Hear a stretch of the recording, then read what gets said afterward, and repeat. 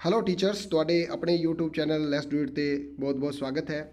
ਇਸ ਤੋਂ ਇਲਾਵਾ ਪੰਜਾਬ ਦੇ ਜਿੰਨੇ ਵੀ ਪੰਜਾਬ ਦੇ ਵਸਨੀਕ ਨੇ ਉਹਨਾਂ ਦੇ ਲਈ ਇਹ ਵੀਡੀਓ ਮੋਸਟ ਇੰਪੋਰਟੈਂਟ ਹੈ। ਟੀਚਰਸ ਦੇ ਲਈ ਇਸ ਕਰਕੇ ਇੰਪੋਰਟੈਂਟ ਹੈ ਕਿਉਂਕਿ ਉਹਨਾਂ ਦੀ ਐਜ਼ ਏ BLO ਡਿਊਟੀ ਲੱਗੀ ਹੋਈ ਹੈ ਜੀ। ਬੂਥ ਲੈਵਲ ਆਫੀਸਰ ਹੁੰਦੇ ਹੈ। ਵੋਟ ਬਣਾਉਣ ਵਾਸਤੇ, ਕੱਟਣ ਵਾਸਤੇ, ਵੋਟਾਂ ਦੇ ਵਿੱਚ ਸੋਧ ਕਰਨ ਵਾਸਤੇ ਉਹਨਾਂ ਦੀ ਜਿਹੜੀ ਡਿਊਟੀ ਲੱਗੀ ਹੁੰਦੀ ਹੈ। ਇਹ ਜਿਹੜਾ ਇੱਕ letter state election commission Punjab ਦੇ ਵੱਲੋਂ ਜਿਹੜਾ ਮੁੱਖ ਚੋਣ ਪੰਜਾਬ ਹੈ ਜੀ, ਉਸ ਦੇ ਵੱਲੋਂ ਚੰਡੀਗੜ੍ਹ ਦੇ ਵੱਲੋਂ ਇਹ ਜਾਰੀ ਕੀਤਾ ਗਿਆ ਲੈਟਰ ਹੈ। ਆਲ ਦਾ ਡਿਪਟੀ ਕਮਿਸ਼ਨਰਸ ਕਮ ਡਿਸਟ੍ਰਿਕਟ ਇਲੈਕਟ੍ਰੋਨਿਕ ਆਫੀਸਰਸ ਨੇ ਸਟੇਟ ਦੇ, ਉਹਨਾਂ ਨੂੰ ਤੇ ਨਾਲ ਦੀ ਨਾਲ ਜੋ ਵੀ BLOs ਨੇ ਉਹਨਾਂ ਨੂੰ ਇਨਡਾਇਰੈਕਟਲੀ ਇਹ ਇੱਕ ਲੈਟਰ ਹੈ ਕਿਉਂਕਿ ਜਿੰਨੇ ਵੀ ਡਿਪਟੀ ਕਮਿਸ਼ਨਰਸ ਨੇ, ਕਿਉਂਕਿ ਜਿਹੜੇ SDOs ਨੇ ਉਹਨਾਂ ਨੂੰ ਇਹ ਲੈਟਰ ਜਾਰੀ ਹੈ ਇੱਕ ਤਰੀਕੇ ਦੇ ਨਾਲ ਕੀਤੀ ਗਈ ਹੈ, ਜਿਸ ਦੇ ਵਿੱਚ ਜਿਹੜੇ ਪੰਚਾਇਤ ਦੇ ਇਲੈਕਸ਼ਨ ਹੋਣੇ ਨੇ ਜਿਨ੍ਹਾਂ ਦਾ ਟਰਮ 31 ਦਸੰਬਰ ਨੂੰ ਖਤਮ ਹੋ ਰਿਹਾ ਹੈ ਕਿ ਉਸ ਤੋਂ ਪਹਿਲਾਂ ਜਿਹੜੇ ਹੈ ਇਲੈਕਸ਼ਨ ਕਰਵਾਏ ਜਾਣ। ਇਸ ਤੋਂ ਪਹਿਲਾਂ ਤੁਹਾਨੂੰ ਪਤਾ ਹੈ ਕਿ ਪੰਚਾਇਤੀ ਇਲੈਕਸ਼ਨਾਂ ਦੀ ਜਿਹੜੀ ਮਿਆਦ ਪੂਰੀ ਹੋਣ ਤੋਂ ਪਹਿਲਾਂ ਹੀ ਉਹਨਾਂ ਨੂੰ ਰੱਦ ਕੀਤਾ ਜਾ ਰਿਹਾ ਸੀ। ਹਾਈ ਕੋਰਟ ਦੇ ਵਿੱਚ ਉਸ ਦੀ ਰੀਟ ਪਟੀਸ਼ਨ ਪਾਈ ਗਈ, ਉਸ ਦੇ ਕਾਰਨ ਸਰਕਾਰ ਨੂੰ ਆਪਣਾ ਦਿੱਤਾ ਹੋਇਆ ਆਰਡਰ ਵਾਪਸ ਲੈਣਾ ਪਿਆ। ਇਸ ਦੇ ਨਾਲ ਇੱਕ ਤੁਸੀਂ 2-4 ਦਿਨ ਪਹਿਲਾਂ ਨਿਊਜ਼ ਸੁਣੀ ਹੋਵੇਗੀ ਕਿ ਪੰਜਾਬ ਦੇ ਜਿਹੜੇ ਚੀਫ ਇਲੈਕਸ਼ਨ ਕਮਿਸ਼ਨ ਸੀ ਉਹਨਾਂ ਦੇ ਵੱਲੋਂ ਜਿਹੜੇ ਨਗਰ ਨਿਗਮ ਅਤੇ ਪੰਚਾਇਤ ਦੀ ਚੋਣ ਦਾ ਸ਼ਡਿਊਲ ਨਾ ਦੱਸਣ ਦੇ ਕਾਰਨ ਉਹਨਾਂ ਦੇ 50,000 ਰੁਪਏ ਜੁਰਮਾਨਾ ਲਗਾਇਆ ਗਿਆ। ਇਹ ਵੀ ਖਬਰ ਤੁਸੀਂ ਪੜ੍ਹੀ ਹੋਵੇਗੀ। ਇਸੇ ਦੇ ਰਿਗਾਰਡਿੰਗ ਇੱਕ ਨਿਊਜ਼ ਹੈ ਜੀ, ਸਟੇਟ ਇਲੈਕਸ਼ਨ ਕਮਿਸ਼ਨ ਪੰਜਾਬ ਦੇ ਵੱਲੋਂ ਇਹ ਲੈਟਰ ਜਾਰੀ ਕੀਤਾ ਗਿਆ ਜਿਸ ਦਾ ਸਬਜੈਕਟ ਹੈ schedule for the preparation of electoral rolls for general election to the gram panchayat in the state regarding.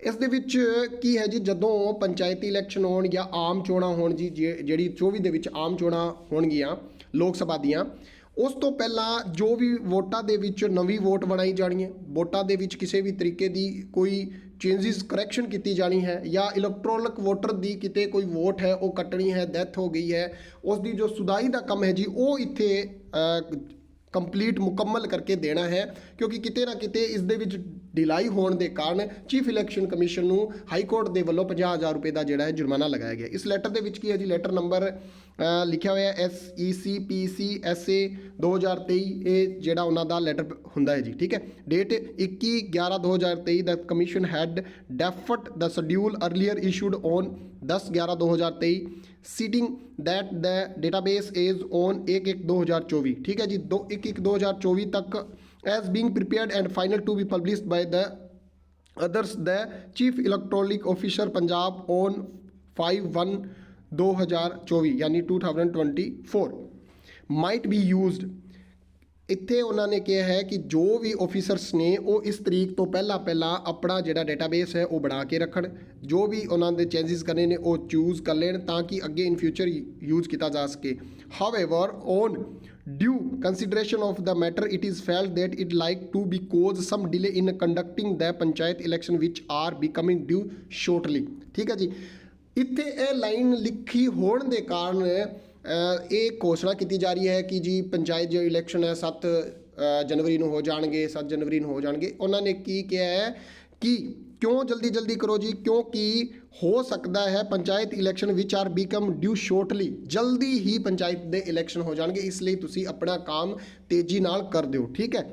Therefore, in order to complete the process of preparation of electoral roll so as to enable the commission to hold the general panchayat election within the month of January 24, the matter has been reconsidered and accordingly you are directed to immediately undertake the task of preparation of electoral rolls for the ensuring general election to gram panchayat।